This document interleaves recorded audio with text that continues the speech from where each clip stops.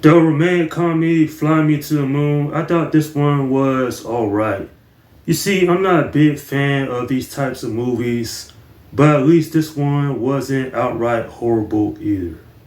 Now, when I saw a trailer to this a few months ago, I was thinking to myself, a movie about the moon landing, whether it was fake or not. And as interesting as that concept seems, as this being a romantic comedy, it kind of falls apart a little bit. Plus, to be honest, I was a little underwhelmed as well. And that's not to say this was a terrible film in my opinion, it's just that there were some things I wish they could improve upon. Like, for example, the character development, which I thought was a little bit weak. One of the main issues that this film has though is that it banks on star power way too much. Like, don't get me wrong, Scarlett Johansson and Channing Tatum, they do a good job here. But if it didn't focus on the star power this movie has, and actually if the writing was improved, then overall I think this film would have been better because of it.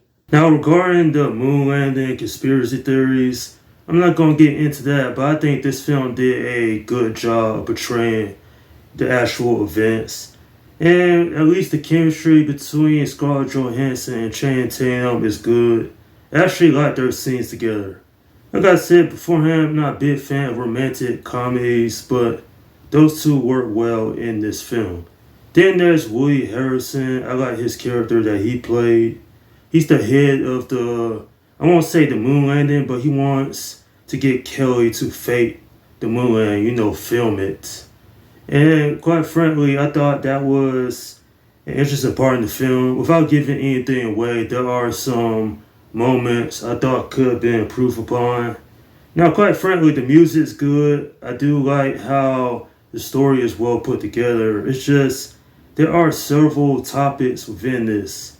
There are some certain themes that they don't fully explore. There are some subgenres here.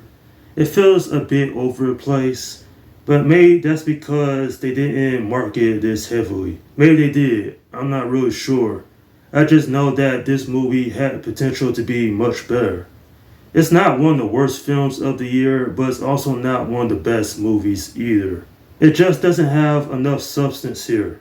It's fine to watch on a particular weekend, but unless you're a big fan of the two main actors, then I say wait for this to come out on streaming because it's not worth the money to see this in theaters, to be honest.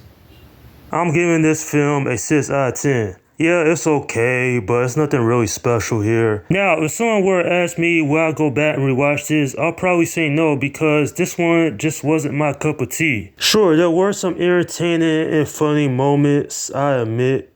But for the most part, I just thought this one could have been much better than what it had turned out to be. Maybe this one should have came out earlier this year because simply being, I feel like this is going to get lost in the shuffle of the other summer movies that are coming out for the remainder of the season. And that is my review of Fly Me to the Moon. Alright, leave your comments down below in the section and let me know what you think about this movie if you have seen it. Okay, this is Slim Guy 172 saying peace out.